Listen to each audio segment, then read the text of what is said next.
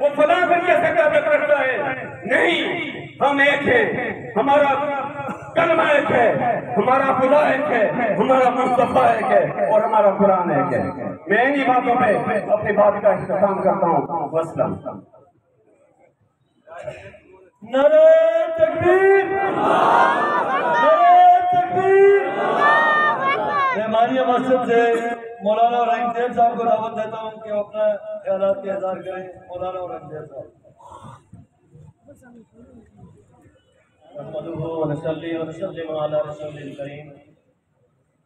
میرے بھائیوں، دوستوں، بزرگوں، وقت کافی بیت چکا، مقصد سب کا ایک ہے، مزید حضرات بھی میرے بعد موجود ہیں، بات سب کی ایک ہے، 2 منٹ ہیں، 2 باتیں کرنی ہیں۔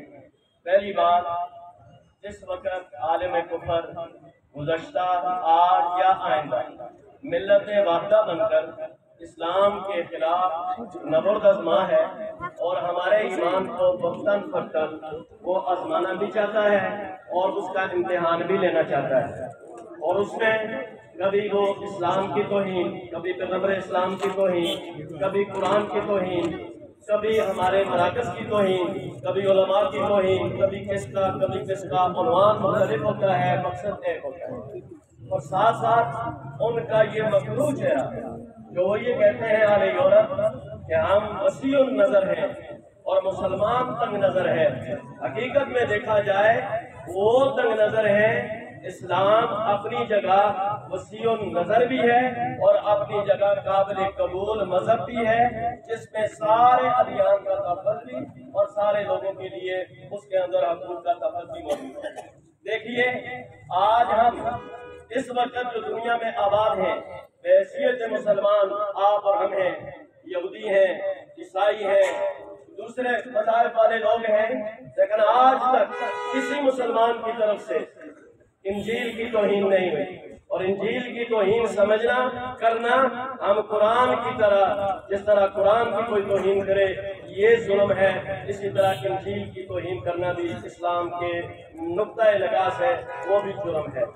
آج تک کسی مسلمان نے تورات کی توہین نہیں کی، تورات کے پیغمبر کی توہین نہیں کی، ہر پیغمبر آدم علیہ السلام سے لے کر رسول اللہ صلی اللہ علیہ وسلم تک قابل عزت، قابل احترام ہے۔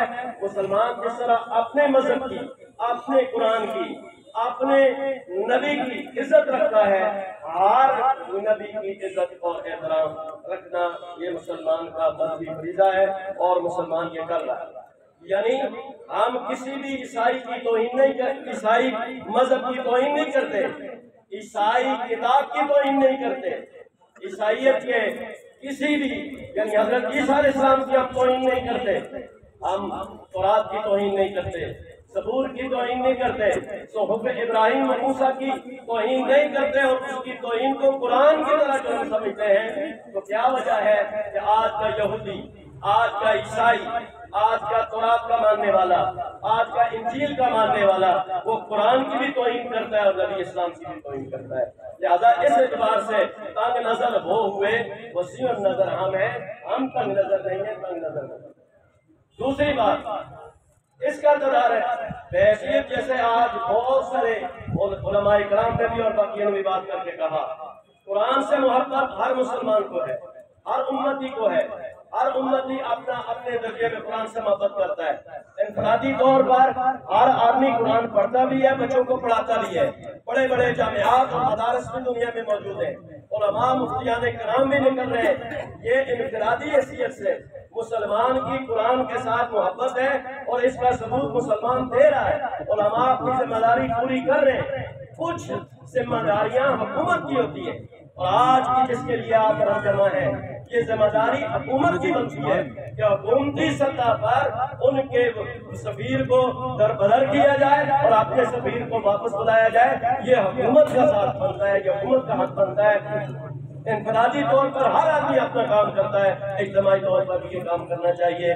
بس 2 باتیں اب کرنا چاہتا تھا، ایک پورے عالم کفر سے وسیع النظر ہو رہی ہے، اسلام ہے، اور دوسرے اس اعتبار سے کہ ہماری گورنمنٹ احتجاج کے طور پر بات نہ کریں، بلکہ حکمرانی کا حق ادا کرتے ہوئے اس کو ملک بدر کریں، اس کے سفیر کو، اور اسلامی روایات کا پاسدار بنے۔